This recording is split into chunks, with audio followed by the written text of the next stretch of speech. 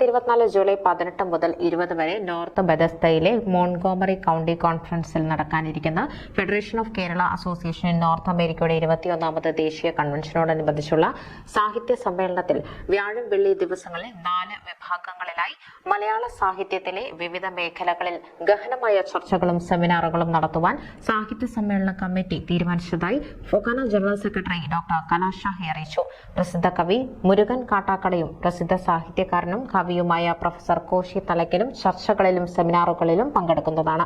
FOKANA national committee മെമ്പറും സാഹിത്യ പുരസ്കാര കമ്മിറ്റിയുടെ കോർഡിനേറ്ററുമായ ഗീത ജോർജ്, ജെ ബെന്നി കുര്യൻ എന്നിവർ കോർഡിനേറ്റർമാരുമായുള്ള സാഹിത്യ സമ്മേളന കമ്മിറ്റിയുടെ ചെയർമാൻ സ്വതന്ത്ര ചിന്തകനും എഴുത്തുകാരനുമായ ജെയിംസ് കുരീക്കാട്ടിലാണ്.